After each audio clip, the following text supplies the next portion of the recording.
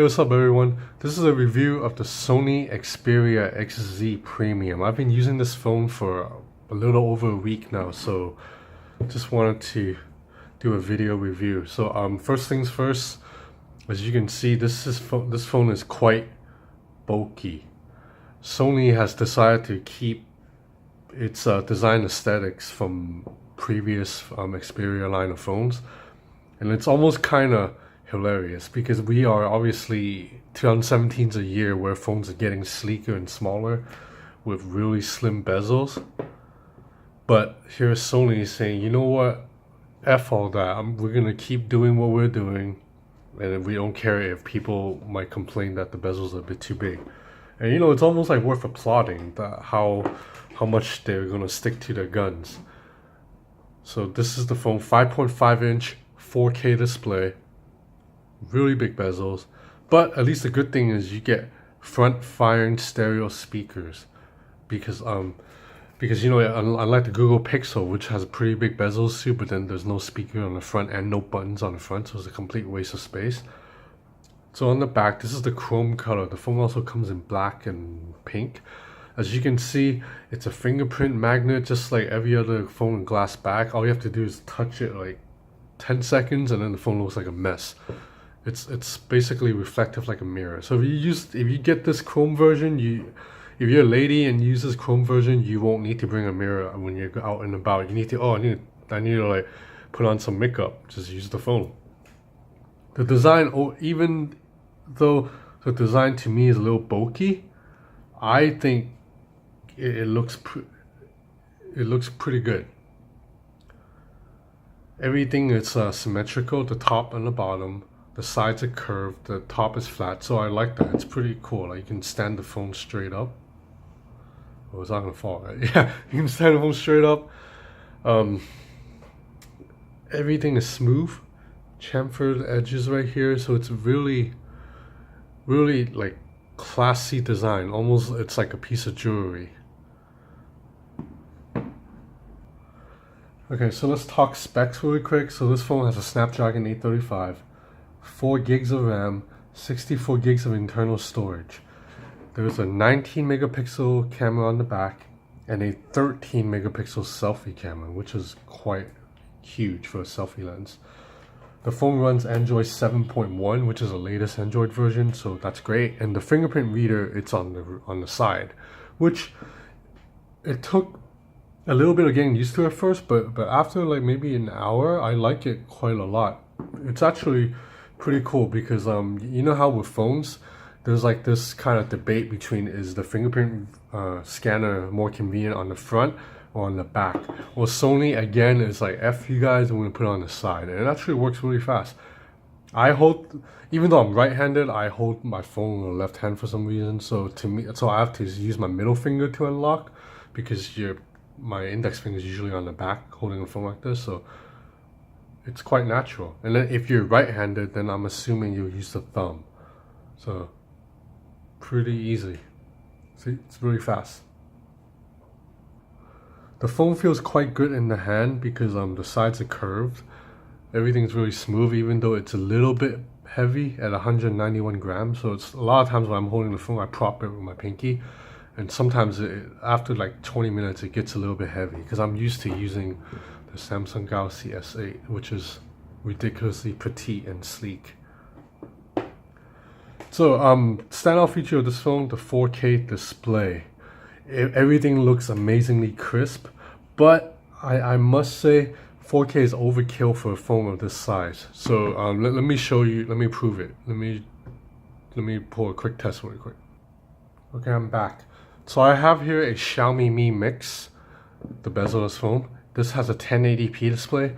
This is Sony Xperia with a 4K display. So I'm gonna I downloaded a 4K video and I'm gonna play them with the exact same app, and I will show you. When you play the two videos side by side, you really can't tell the difference. 4K is great for television, but it's overkill for wait, what's the video? Okay, it's overkill for a phone that is this small.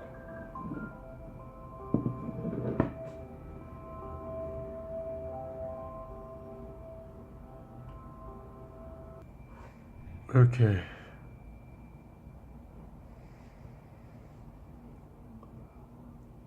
So as you can see, 4K display, 1080p. Let's try to get it on the same time. 156. Alright, so I'll have this a couple seconds earlier so you can watch this and then watch this. It's hard to tell the difference.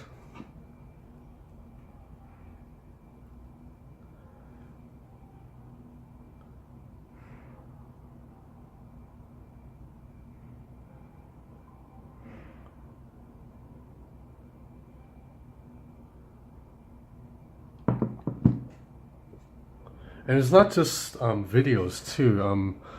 Obviously, when you open a website, the text on the text on the Sony Xperia is really crisp, but it's not any more crisp than the 1080p panel. And this is a 6.4-inch screen, so the 1080p is already stretched, you know, quite a lot. So the DPI on this is like 809, and on this is really low. It's like 280 something. But the human eye can't tell the difference. Like Steve Jobs was right. Like 1080p is probably the the highest resolution you'll ever need for a phone. Now, if you're using like a 50-inch TV, then obviously, let me shut this off, man. Notifications blasting through. So obviously, if you're using like a 50-inch TV, then 4K display is great. But for a phone, why do you need 4K? It's a bit overkill. It's almost like having a spec for a spec's sake. So yeah. So it's the display is great, but it's not greater than any other flagship phone out there. So the other standout feature of this phone, the camera. Now I'm not talking about the general camera because the phone's camera is actually just okay. I'll show you later. But the standout feature, it's the camera can take slow motion videos at a whopping 960 frames per second. That's really slow because, you know, the slower the video, you need more frames to be able to stretch out the video. So for example, I think on the iPhone 7 Plus, when you shoot slow-mo, it's like 280 frames per second or something. Whereas the Sony Xperia XZ Premium can shoot at 960 frames per second. So I took a couple of samples, so let's check them out.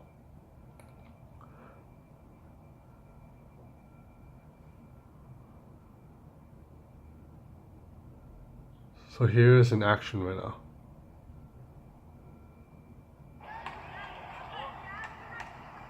So the catch is when you shoot in that 960 frames per second mode, which is they call it super slow-mo. When you shoot in super slow-mo, you can only do it 2 seconds at a time. So how you have to do it is so this is the normal. You have to go to camera, and then you have to press this little button here, and then from here you can only shoot 2 seconds.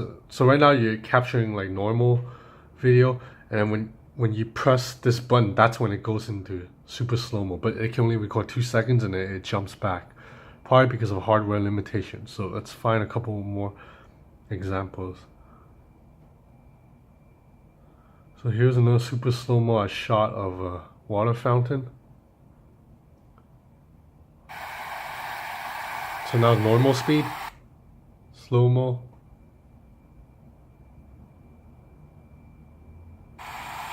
Normal speed. This is another one I shot. Slow-mo.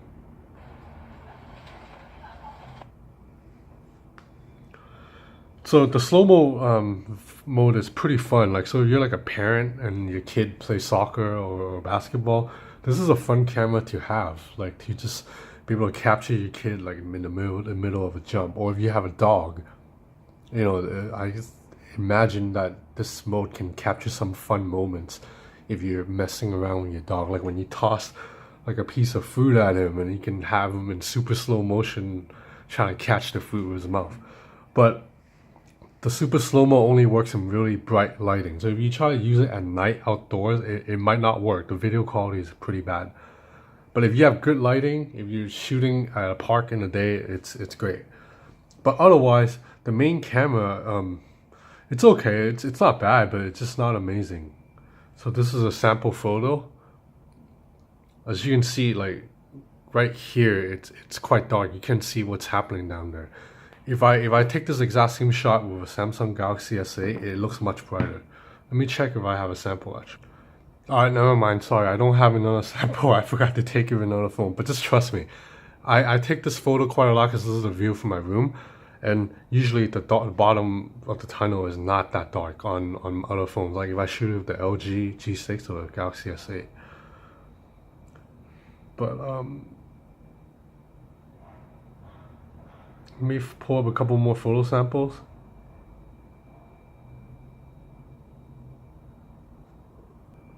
Okay, I have a sample here from the S8. So I took this at the exact same time.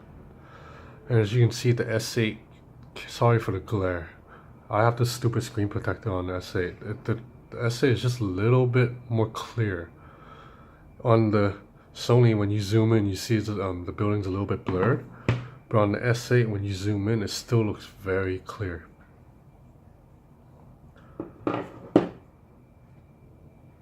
I mean, colors tend to come out accurate, but just in low light, it struggles a little bit. But you know, it's a solid camera, just not amazing. This one came out okay, the shot.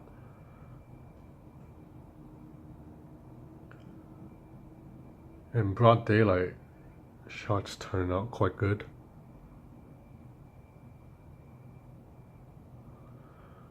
Okay, so as for performance, the phone moves pretty fast. I haven't had any hiccups or lag. On Geekbench, if you care about benchmarks, I ran a test. It scored a 1846 single core, 4599 multi-core.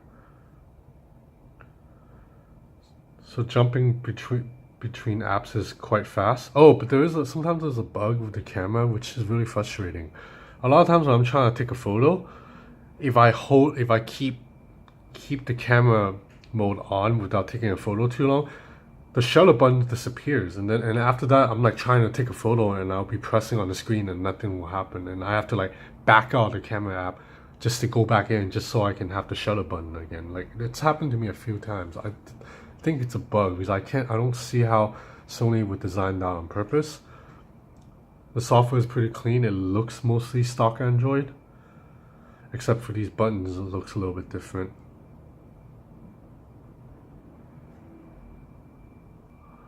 Yeah, it's really stock. There's not much additional features because on the other phones they'll have like these shortcuts you can do. Like on the OnePlus, for example, you can like draw a circle to turn on a flashlight. You know, a bunch of these stuff this phone doesn't have. It's just stock Android. So the battery life.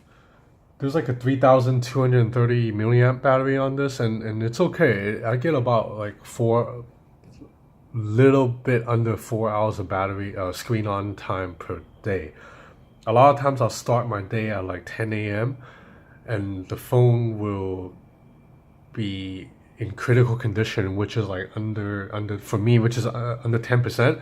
It'll be under 10% by like 8 or 9 p.m. So that's not great. It doesn't last me an entire day like most other Chinese phones I use. But it's better than the Samsung Galaxy S8. This phone's battery life, if I start the day at 10, it will die on me by like 7 unless I top it up. But you know, it makes me wonder if the display was in 4K, if it was just a quad HD, battery life would be a lot better, right? Then I would rather take better battery life than this 4K resolution that is not necessary unless I use this phone for VR. But I mean, if you don't use this phone for VR and you're just going normal day-to-day web surfing, you don't need 4K. It looks exactly the same as a 1080p panel. So let me pull it up again.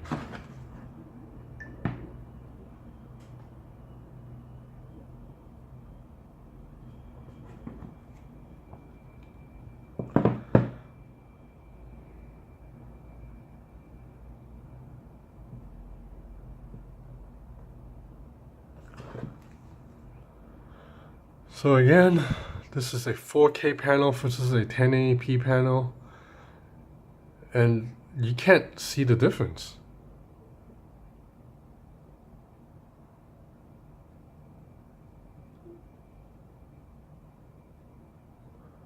So I mean, let alone Quad HD, 4K is complete overkill.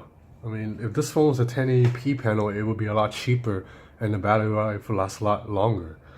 So, oh, price. This phone sells for, I think, 5,000 Hong Kong, which is $799 US. So it's not cheap. So I don't, so who is this phone for then? It's definitely not for like the average Joe or the average consumer, because to like the average person, if you're gonna drop like 750 US, you might as well get a Samsung Galaxy S8 or an iPhone or an LG G6. So so who is this phone for then? It's for collectors or tech geeks, people who have multiple phones and they just want to have a second phone that's like a bit different looking and for slow motion video. Because otherwise, if you're like an average Joe, it's just not worth it to spend this much on this phone that's a little bit bulky. It's quite heavy and bulky in your pocket for a guy like me who puts the phone in the pocket. Like, this is just so much more comfortable to use and so much more easier in my pants, in my pant pocket, okay? But the slow-mo video is fun, so if you really need that, then this might be worth considering. But you know, I think Sony knows this. Sony's phones have already like kind of like has no market share in the US or Europe. So Sony knows it's not going to compete with Apple or Samsung. This phone is a niche phone. It's for like die-hard tech geeks to collect. Similar to something like this. This is the Oukitel K10000. I mean, it's ridiculous. Look at how bulky this is. This phone has a 10,000 milliamp battery. So to me, these two are like similar. This is for like gadget geeks who like to collect weird phones. Thanks for watching.